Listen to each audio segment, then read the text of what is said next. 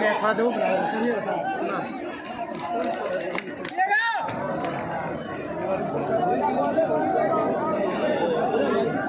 ये भाई हिलाओ मत। देखिए बहन जी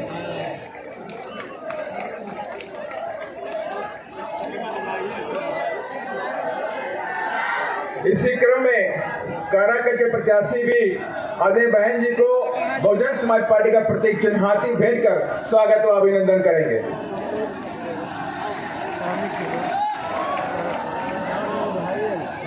और अब सासाराम के प्रत्याशी श्री संतोष कुमार जी भी आदरणीय बहन जी को मुकुट भेंट कर भी स्वागत और अभिनंदन करेंगे। अरे काला हिला रहा है यार तुम चढ़ा। और मैं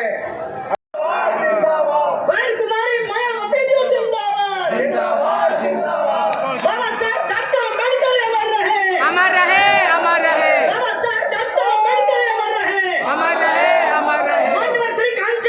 अमर रहे अमर रहे अमर रहे जिंदाबाद जिंदाबाद समाज पार्टी जिंदाबाद जिंदाबाद जिंदाबाद कुमारी मायावती जी जिंदाबाद जिंदाबाद जिंदाबाद बहुजन समाज पार्टी जिंदाबाद जिंदाबाद जिंदाबाद।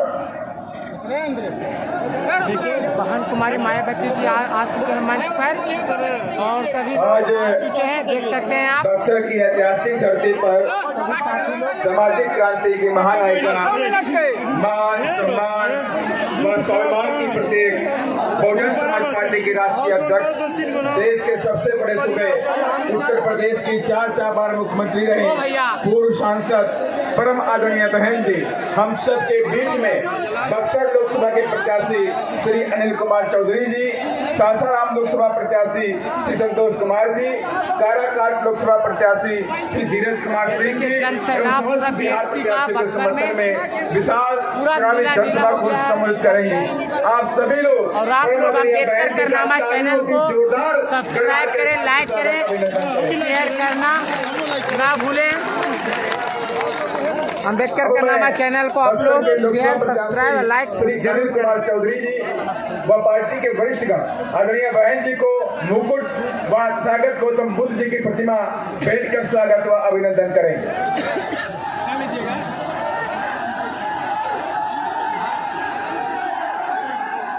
बहन जी को देखिए चांदी के मुकुट पहनाया जा रहा है। भैया थोड़ा धूप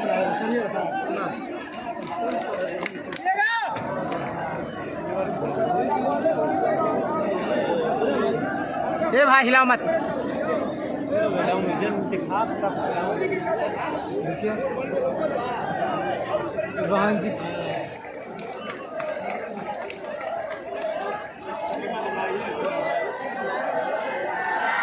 इसी क्रम में काराकट के प्रत्याशी भी आदरणीय बहन जी को बहुजन समाज पार्टी का प्रतीक चिन्ह हाथी भेंट कर स्वागत व अभिनंदन करेंगे।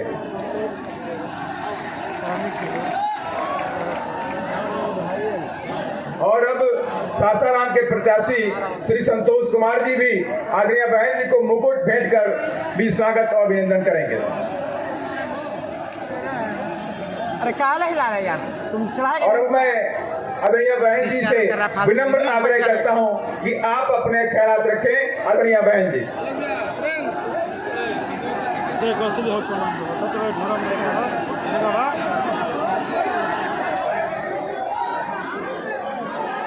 ज्यादा ना लेके 7 को लेके नीचे वापस ना दूध गुपा 4 दूध 4 हो गलो ना दूध हो बोले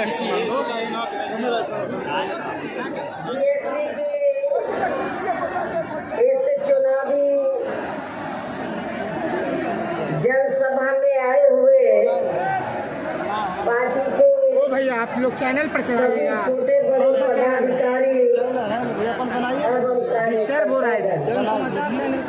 आज आप लोग हिलाइए मत, आप बढ़िया से माना नहीं कर रहे हैं। यहाँ आपके बिहार प्रदेश में भी लोकसभा के लिए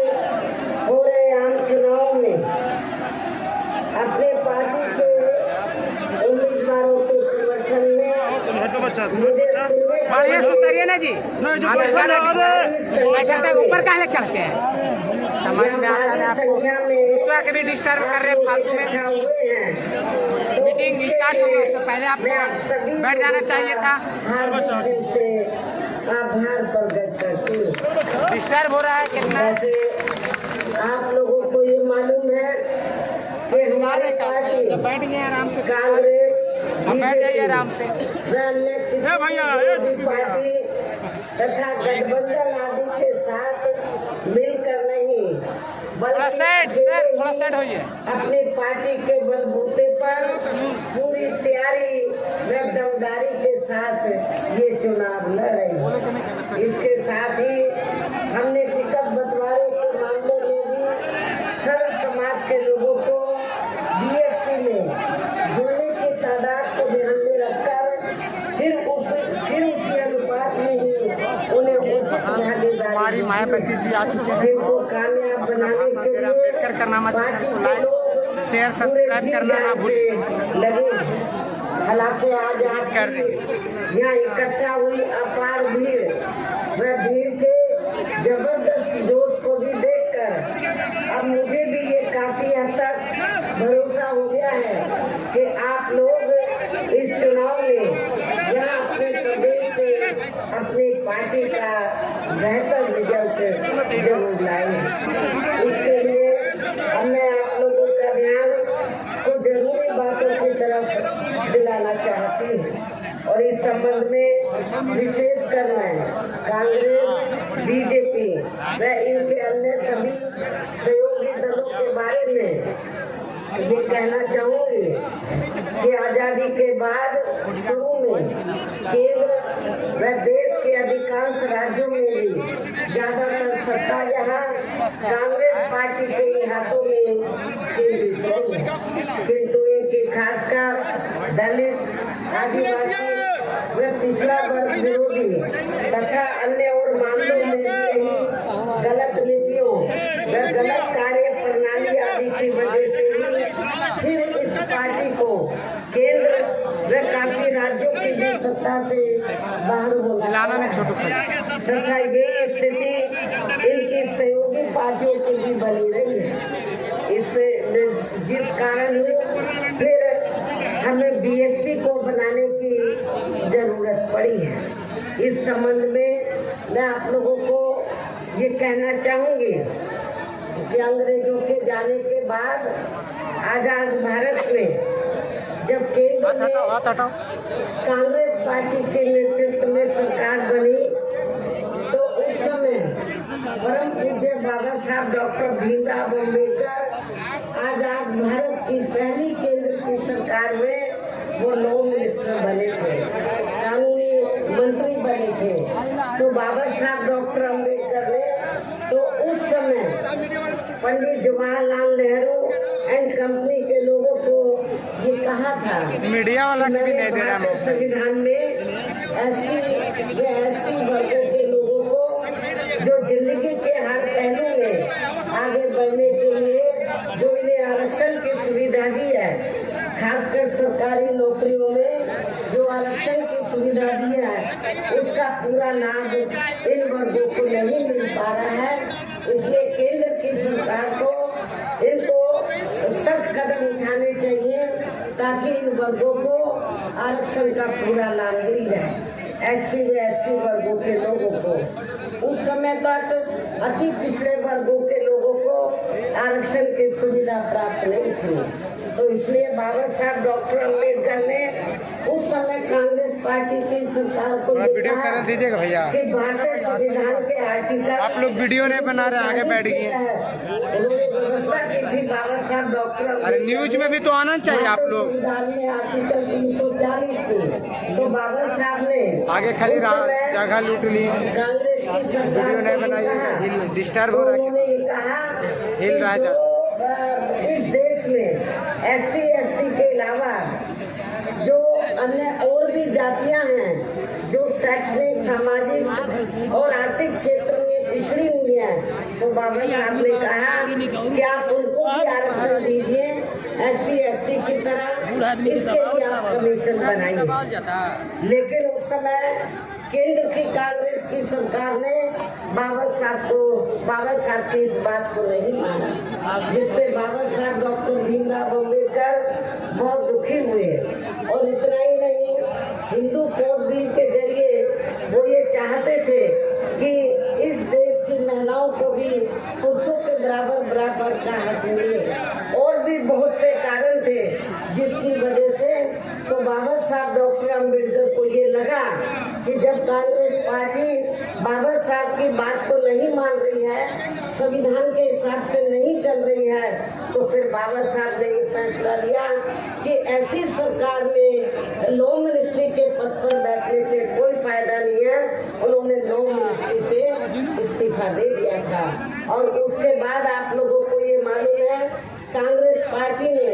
अति पिछड़े वर्ग के लोगों को उन्होंने आरक्षण नहीं दिया। पहले काका कालेलकर कमीशन बना, उसकी रिपोर्ट इन्होंने रद्दी की टोकरी में डाल दी। मंडल कमीशन बना, तो उसकी जब रिपोर्ट आई तो कांग्रेस ने उसको लागू नहीं किया। लेकिन जब केंद्र में सत्ता परिवर्तन हुआ, श्री बीपी सिंह की सरकार बनी, तो उस समय वो देश के प्रधानमंत्री बने, तो वो चाहते थे कि बीएसपी का भी समर्थन उनको मिलना चाहिए। हमारे कई मेंबर पार्लियामेंट थे लोकसभा में। उस समय मैं भी 1989 में लोकसभा में चुनाव जीत कर आई थी, तो हमने श्री बीपी सिंह को ये कहा था, हमें आपसे कुछ नहीं चाहिए, ना मिनिस्ट्री चाहिए, ना कुछ चाहिए। हम आपको 2 शर्तों पर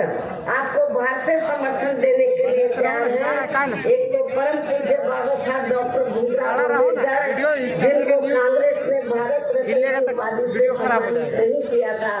उनको सम्मानित किया जाए।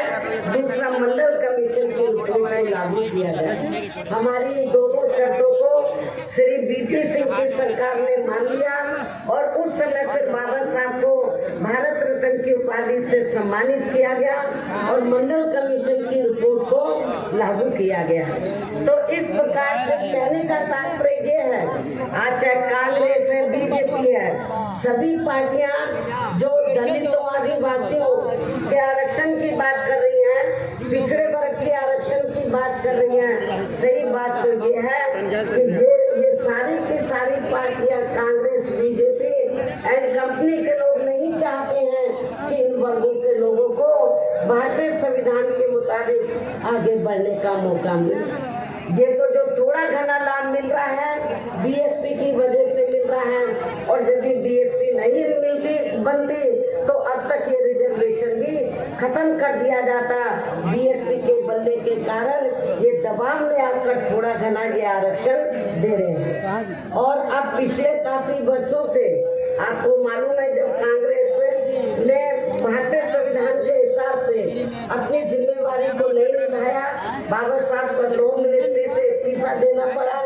और फिर हमें बीएसपी बनाने की जरूरत पड़ी। आगे चलकर फिर हमें बीएसपी बनाने की जरूरत पड़ी। और इतना ही नहीं, कांग्रेस की दोगली नीति की वजह से, कथनी और करने में अंतर होने की वजह से कांग्रेस केंद्र और ज्यादातर राज्यों की सत्ता से बाहर हो गई और अब पिछले काफी वर्षों से बीजेपी एवं इनके सहयोगी दल केंद्र में अधिकांश राज्यों की भी सत्ता में काबिज हो गए हैं। साथ ही इनकी भी, यानी बीजेपी की भी ज्यादातर जातिवादी, पूंजीवादी, संकीर्ण संप्रदाय व द्वेषपूर्ण नीतियों एवं कार्यप्रणाली आदि से तथा इनकी कथनी व करनी में भी काफी अंतर होने की वजह से ऐसा लगता है कि इस बार ये पार्टी भी, यानी कि भारतीय जनता पार्टी भी केंद्र की सत्ता में आसानी से वापिस आने वाली नहीं है। बशर्ते यदि ये चुनाव इस बार फ्री एंड फेयर होता है तथा हम चर्चा के मुताबिक वोटिंग मशीनों में भी कोई गड़बड़ी आदि नहीं की जाती है। और वैसे भी इस बार चुनाव में इनकी कोई भी पुरानी एवं नहीं चल रही नाटकबाजी, जुमलेबाजी व गारंटी आदि काम में आने वाली नहीं है, क्योंकि अब देश की जनता काफी हद तक इस बात को समझ चुकी है कि इनकी पार्टी ने अब तक देश के विशेषकर गरीबों, कमजोर तबकों, मध्यम वर्गीय एवं अन्य मेहनतकश लोगों को जो इन्हें अच्छे दिन दिखाने के असंख्य प्रलोभन भरे वायदे किए हैं तथा अनेकों हवाई व कागजी गारंटी आदि भी दी है, तो उनका जमीनी हकीकत में अभी तक भी इन्होंने लगभग 1/4 हिस्सा भी कार्य पूरा नहीं किया है, बल्कि इसके स्थान पर इनका ज्यादातर समय व ताकत भी जहाँ इनके अपने चहेते रहे बड़े बड़े पूंजीपतियों एवं धन्ना सेठों को ही ज्यादा से ज्यादा मालामाल व धनवान आदि बनाने में तथा इन्हें हर स्तर पर छूट देने व बचाने में ही लगी रही है, जिनके अधिकांश आर्थिक सहयोग से ही ये पार्टी व अन्य पार्टियां भी अपना संगठन चलाती हैं तथा चुनाव आदि भी लड़ाती हैं, जिसका काफी कुछ खुलासा बॉन्ड की आई रिपोर्ट से भी हो जाता है। इस संबंध में वैसे आप लोगों को ये मालूम है कि अभी कुछ दिन पहले माननीय सुप्रीम कोर्ट ने बॉन्ड के बारे में ये खुलासा किया और अखबारों में भी ये खबर छपी कि इस देश में तो कांग्रेस, बीजेपी, अन्य जो और भी विरोधी पार्टियां हैं, बीएसपी को छोड़कर ये जो पार्टियां हैं, इन्होंने बॉन्ड के जरिए इस देश के बड़े बड़े पूंजीपतियों व धन्ना सेठों से अपनी पार्टी के संगठन को चलाने के लिए व चुनाव आदि लड़ाने के लिए अरबों खरबों रुपया इन्होंने लिया है। ये माननीय सुप्रीम कोर्ट की रिपोर्ट से ये खुलासा हुआ है, लेकिन आपको जानकर खुशी होगी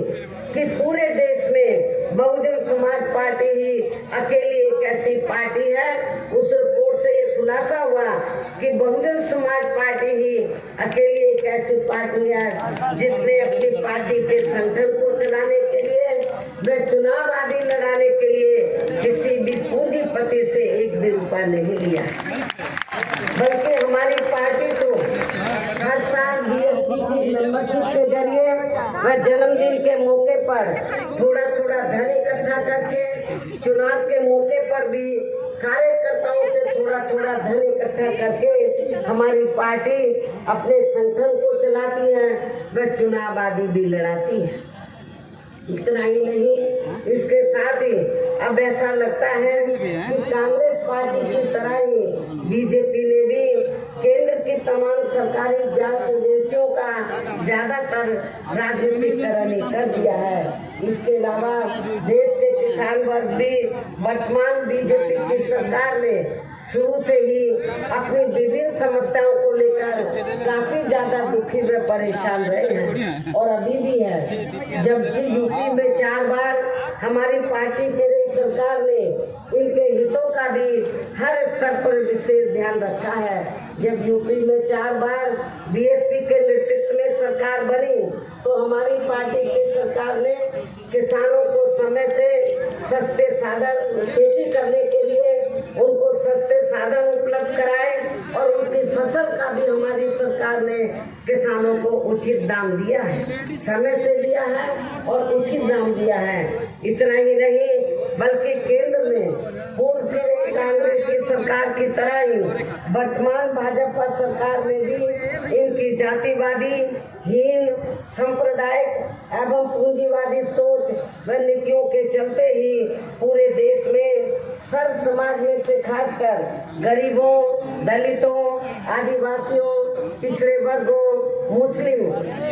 एवं अन्य धार्मिक अल्पसंख्यक समाज के लोगों का भी पूर्ण रूप से विकास व उत्थान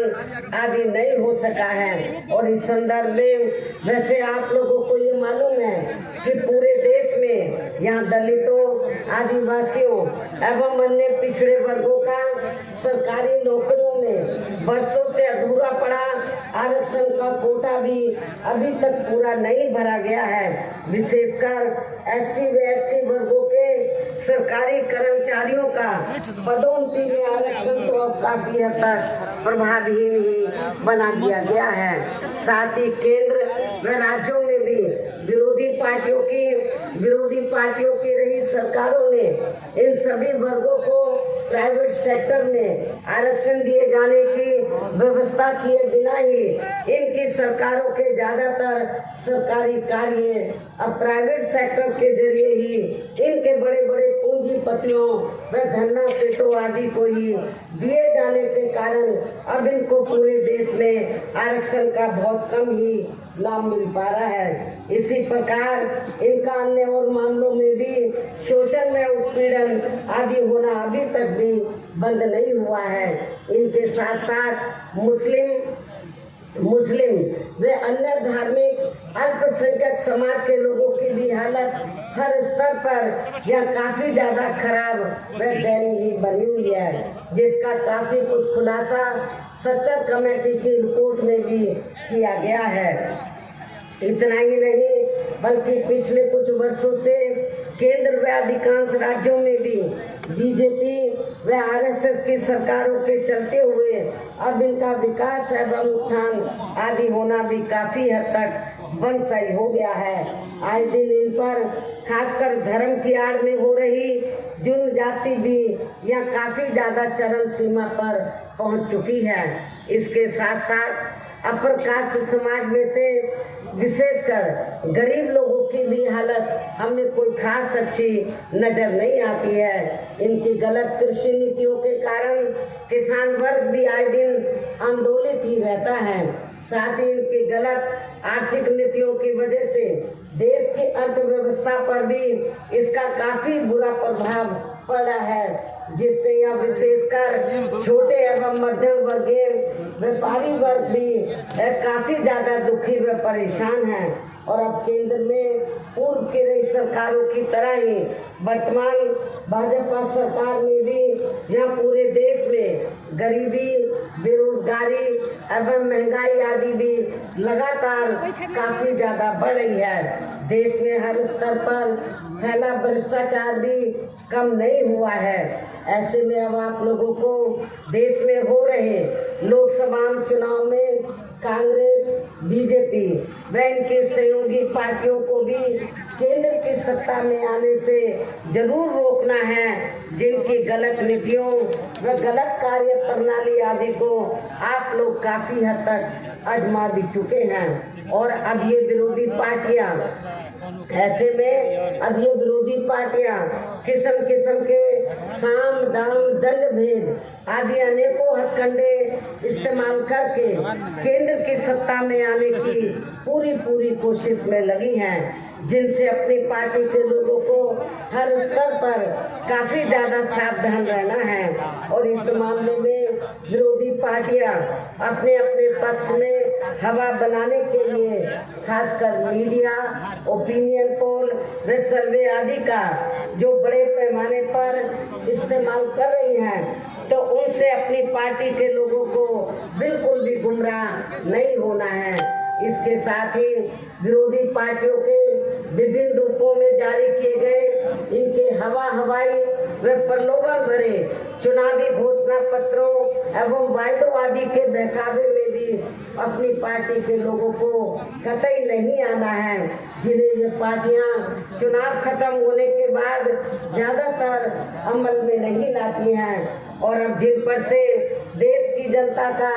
अधिकांश विश्वास ही उठ गया है। और यही खास वजह है कि हमारी पार्टी किसी भी चुनाव में अपनी पार्टी का कोई भी चुनावी घोषणा पत्र आदि जारी नहीं करती है। वैसे भी हमारी पार्टी किसी भी मामले में कहने में बहुत कम बल्कि कार्य करके दिखाने में ही ज्यादा विश्वास रखती है। और इस बात का सबसे बड़ा सबूत ये है कि उत्तर प्रदेश में 4 बार हमारी पार्टी के नेतृत्व में रही सरकार ने चुनाव में पार्टी के बिना जारी किए गए घोषणा पत्र के ही प्रदेश में आम जनहित में काफी कुछ ऐतिहासिक कार्य करके दिखाए हैं, जिनकी अब देश में अधिकांश पार्टियों की सरकारें काफी नकल भी कर रही हैं। जबकि इस मामले में हमारी पार्टी का ये कहना है कि यदि इन पार्टियों के स्थान पर केंद्र में हमें अपनी पार्टी की सरकार बनाने का मौका मिलता है तो तब फिर हमारी पार्टी की बनी सरकार केंद्र में यहाँ अब तक की रही सभी विरोधी पार्टियों की सरकारों की तरह केवल हवाई व कार्य आदि नहीं करेगी, बल्कि उत्तर प्रदेश की तरह ही जमीनी हकीकत में ठोस कार्य करके दिखाएगी। और इस संदर्भ में खासकर मैं ये कहना चाहूंगी, केंद्र द्वारा देश में पिछले कुछ समय से अति गरीब परिवारों को अस्थायी तौर पर फ्री में जो थोड़ी सी खाद्य सामग्री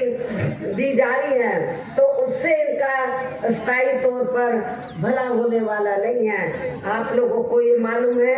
पिछले कुछ समय से केंद्र की सरकार जो गरीब लोग हैं तो उनको मुफ्त में राशन देकर फिर उसकी आड़ में चाहे छोटा चुनाव हो या बड़ा चुनाव हो, उसकी आड़ में फिर वो उनसे वोट मांगती है और उनको ये कहती है कि बीजेपी और आरएसएस ने आपको फ्री में राशन दिया है, इसके एवज में आप बीजेपी को वोट दीजिए, जिसमें रत्ती भर भी सच्चाई नहीं है, जिसमें तिल भर भी सच्चाई नहीं है। और इस संबंध में मैं आप लोगों को ये बताना चाहती हूँ कि पूरे देश में जो गरीब लोगों को फ्री में थोड़ा राशन दिया जा रहा है, तो ये बीजेपी आरएसएस की देन नहीं है, बल्कि पूरे देश में जो जनता टैक्स के जरिए केंद्र की सरकार को पैसा देती है, उस पैसे से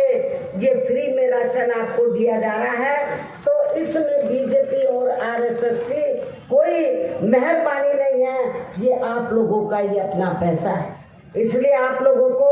इनके बहकावे में बिल्कुल नहीं आना है। आप लोग अपना नमक खा रहे हैं, बीजेपी और आरएसएस का नमक नहीं खा रहे हैं। आप टैक्स से पैसा भारत सरकार के पास जो देते हैं, उससे आप लोगों को थोड़ा घना ये फ्री में राशन देते हैं। तो इसके भी बहकावे में आप लोगों को आकर अपना वोट बीजेपी को नहीं देना है। और वैसे भी इनकी ये यानी कि जो गरीब लोग हैं, इनकी ये जटिल समस्या देश में हर हाथ को काम देने से ही केवल दूर हो सकती है, जिसकी तरफ हमारी पार्टी की बनी सरकार विशेष ध्यान देगी। साथ ही देश में पिछले काफी वर्षों से आए दिन बढ़ रही गरीबी, बेरोजगारी व महंगाई आदि से भी जनता बहुत ज्यादा दुखी है, जिसे भी आर्थिक नीतियों में तब्दीली करके जरूर दूर किया जाएगा।